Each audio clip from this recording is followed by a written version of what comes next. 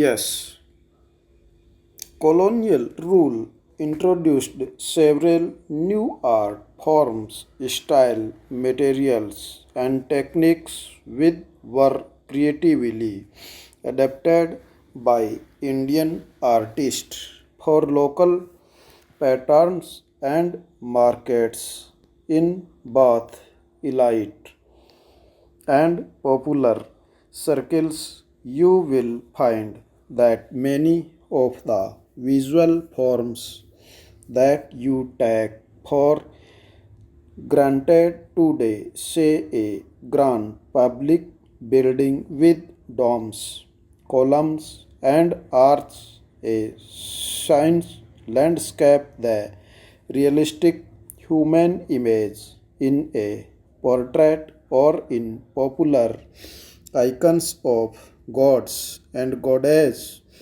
a mechanically printed and mass produced picture had their origins in the period we will discuss in the chapter next.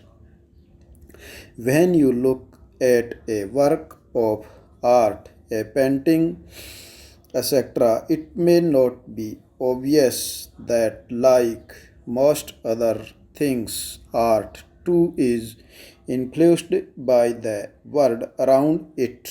You may not realize that what you see also shapes your own ideas. In this chapter, we will be looking at the change in the world of visual arts during the colonial period and how these changes are linked to the wider history of colonialism and nationalism. Next, when the British captured Bengal, they framed many new laws to regulate the rules regarding marriage, adoption, inheritance of property, etc. Social reforms had to discard the ancient text in order to argue for reform in social practices. Reforms got full support from all sections of the people of the countries. The Child Marriage Restraint Act was passed in 1829. How did the knowledge of ancient texts help the reforms promote new laws? What were the different reasons people had for not sending girls to school? They were Christians, missionaries attacked by many people in the country. Would some people have supported them too? If so, for what reasons?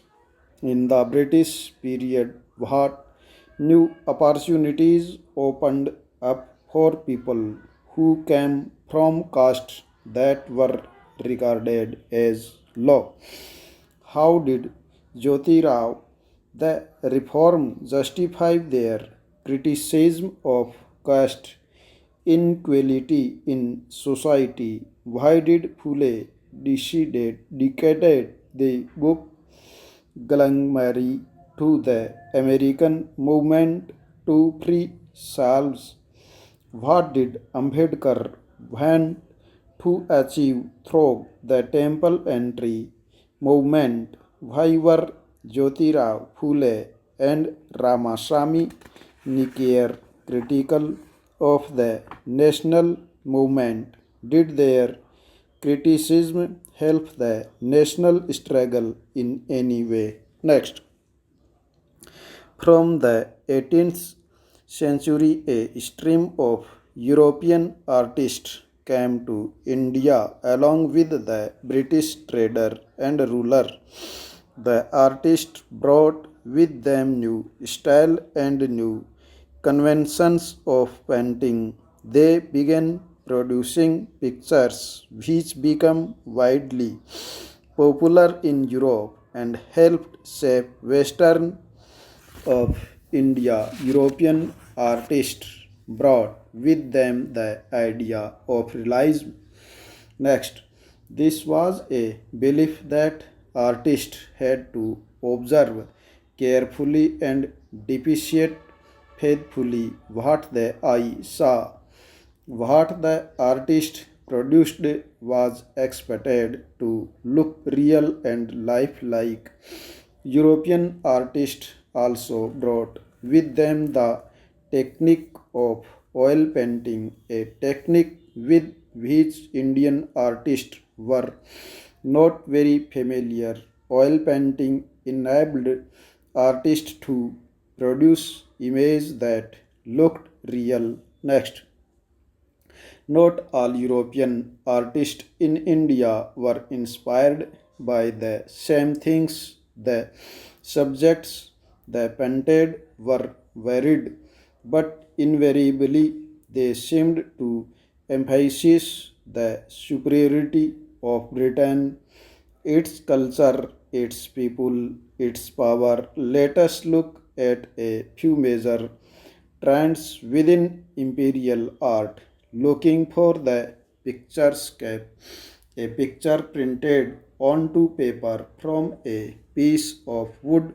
or metal into which the design of drawing has been cut. Next, one popular imperial tradition was that a picturesque landscape painting. What was the picturesque? This style of painting depicted India as a quaint land to be explored by traveling British artists.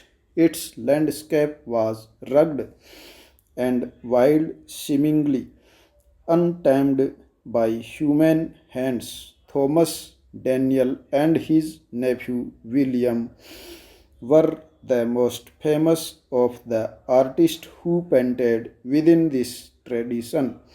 They came to India in 1785 and stayed for 7 years, journeying from Calcutta to northern and southern India. They produced some of the most evocative picturesque landscape of Britain's newly conquered territories in India. Their large oil paintings on canvas were regularly exhibited to select audience in Britain, and their album of engravings were eagerly brought by up a British public need to know about Britain's empire. Stop.